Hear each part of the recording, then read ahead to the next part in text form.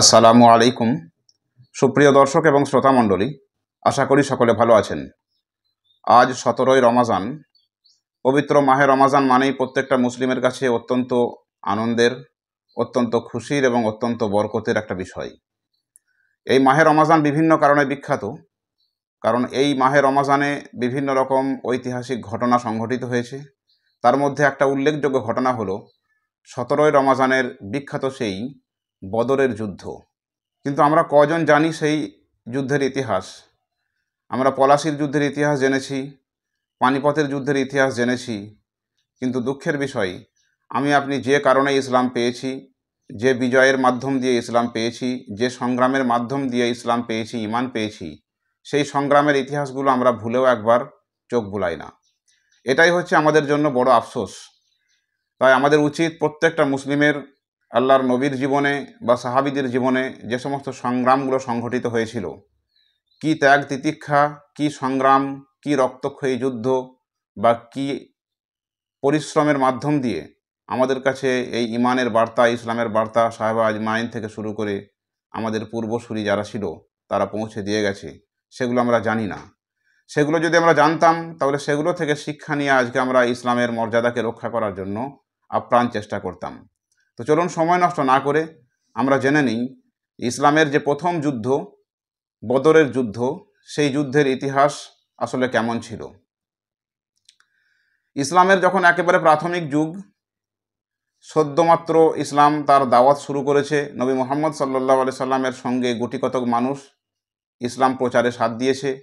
সেই অবস্থায় একেবারে সমূলে উৎপাট করে দেওয়ার জন্য ইসলামের বিরুদ্ধে কাফের মুশরিক কুরাইশরা কোমর বেঁধে নেমেছিল যে যদি এই সময়েতে একেবারে অঙ্কুরে বিনাশ না করা যায় তাহলে ইসলামের বিজয় বার্তা সারা পৃথিবীতে ছড়িয়ে পড়বে এবং আমাদের যে কর্তৃত্ব, আমাদের যে নেতৃত্ব, আমাদের যে প্রভাব সমাজ থেকে চিরতরে মুছে যাবে।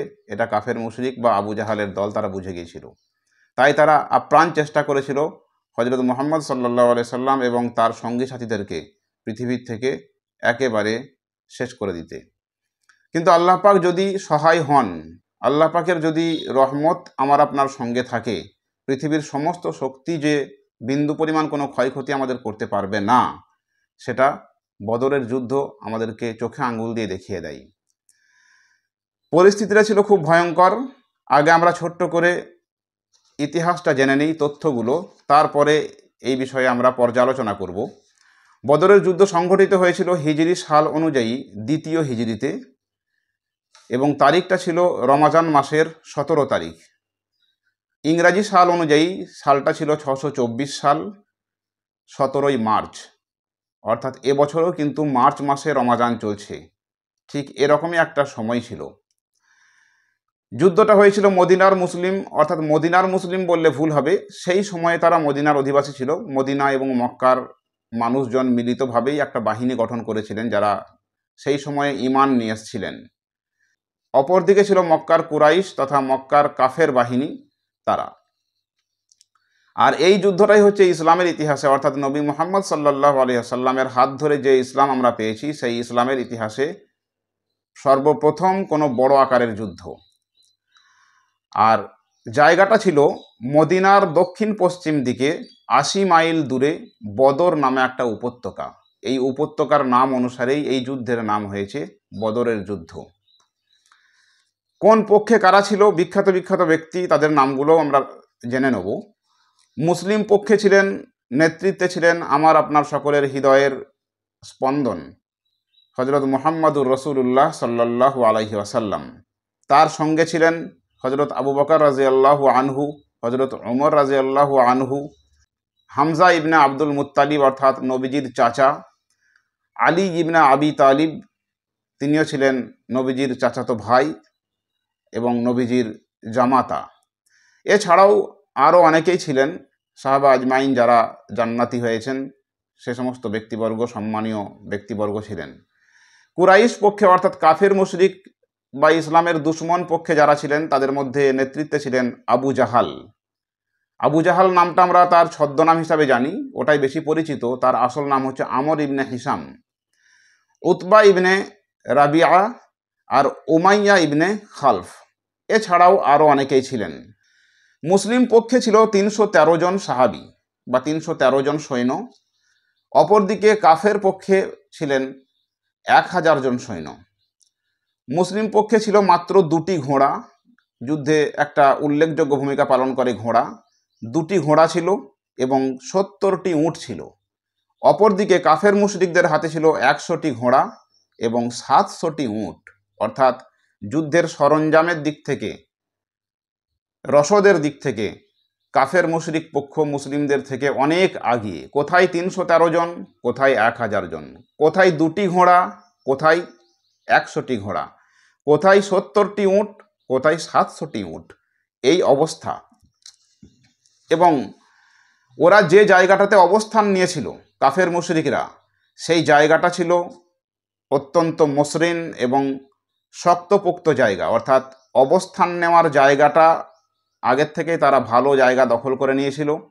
অপরদিকে মুসলিমরা যে জায়গাটার উপরে দাঁড়িয়েছিল বা অবস্থান নিয়েছিল সেই জায়গাটা ছিল মরুময়, অর্থাৎ বালুময় এলাকা।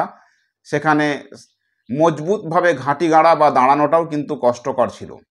তাহলে এরকম একটা প্রতিকূল পরিস্থিতি এবং একটা অসম যুদ্ধ হতে চলেছিল, এরকম একটা পরিস্থিতি।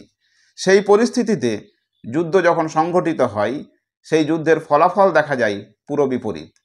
ঐতিহাসিকরা বর্ণনা করছেন যে সেই মুহূর্তে সাহাবা আজমাইন তাদের অস্ত্র ছিল একটাই, ইমানি অস্ত্র, অর্থাৎ আল্লাহ পাকের মদদ যদি আমাদের সঙ্গে থাকে তাহলে আমরা অবশ্যই জয়লাভ করব। কারণ যুদ্ধ আমরা করব ঠিকই, কিন্তু জয় পরাজয় নির্ধারিত হবে কার তরফ থেকে? আল্লাহ পাকের তরফ থেকে।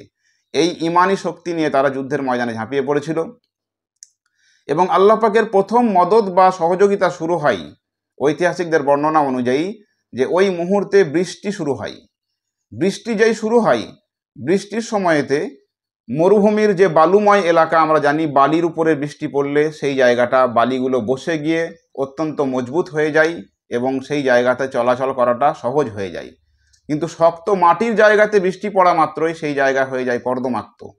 তাহলে আল্লাহ পাক তার ইশারাতে প্রতিকূল স্থানটাকে অনুকূল করে দেয় এবং অনুকূল স্থানটাকে মুহূর্তের মধ্যে প্রতিকূলতায় ভরপুর করে দেয়। এইভাবে আল্লাহ পাকের মদদ বা সহযোগিতা শুরু হয় এবং যুদ্ধ যখন শেষ হয় তার ফলাফল দেখা যায় যে মুসলিম পক্ষ 313 জন সৈন্য নিয়ে তারা বিজয় লাভ করে। মুসলিম পক্ষের নিহত হয়েছিল বা শহীদ হয়েছিল মাত্র 14 জন এবং কাফের মুশরিক পক্ষে নিহত হয় 70 জন এবং 70 জনকে মুসলিম পক্ষ তারা বন্দি করে নিয়ে আসে, জিম্মি করে নিয়ে আসে। অর্থাৎ এক কথায় আমরা দেখতে পেলাম যে পবিত্র মাহে রমাজানে রোজা অবস্থায় যুদ্ধ করলো। পরিস্থিতির নিরিখে বলতে গেলে মুসলিম পক্ষের মানুষজন ছিলেন তারা রোজাদার, অর্থাৎ শারীরিক দিক থেকে ধরতে গেলে তারা অনেকটাই দুর্বল। পেটে খাবার নেই সেই মুহূর্তে যুদ্ধ করা আর পেটে খাবার অবস্থায় যুদ্ধ করা, দুটোর মধ্যে অনেক পার্থক্য আছে। শারীরিক সক্ষমতার দিক থেকে দেখতে গেলে কাফের পক্ষ কিন্তু তারা অনেকটাই আগিয়ে ছিল। কিন্তু আগিয়ে থাকলে কি হবে? আল্লাহ পাকের ফয়সালা যেহেতু নির্ধারিত হয়েই আছে, এরকম একটা অসম যুদ্ধেও 313 জন সাহাবী নিয়ে মুহাম্মদুর রাসূলুল্লাহ সাল্লাল্লাহু আলাইহি সাল্লাম তিনি বিজয় লাভ করেন এবং ইসলামের ইতিহাসের প্রথম যুদ্ধে মুসলিমরা তারা বিজয় পতাকা উড্ডীন করে। তো এই ছিল পবিত্র মাহে রমাজানের 17 তারিখের ঘটনা। 17 তারিখ 17ই রমাজান সেই জন্য বিখ্যাত, একটা ঐতিহাসিক দিন। আজকের দিনটাই হলো সেই 17ই রমাজান, যেই দিনে বদরের যুদ্ধ সংঘটিত হয়েছিল এবং সেই যুদ্ধে আমরা বিজয় লাভ করেছিলাম, অর্থাৎ কালেমার পতাকা বিজয়ী হয়েছিল কাফেরের পতাকার বিরুদ্ধে। তাই আমাদেরকেও আজকে শপথ নিতে হবে যে আমরা যেন সেই কালেমার মান, কালেমার সম্মান, ইমানের মর্যাদাকে সাহাবা আজমাইনদের মতো করে রক্ষা করতে পারি। আজ এ পর্যন্তই। পরবর্তী ক্ষেত্রে ইসলামের বিভিন্ন রকম ইতিহাস নিয়ে আপনাদের সম্মুখে হাজির হব। সকলে ভালো থাকবেন, সুস্থ থাকবেন। আসসালামু আলাইকুম।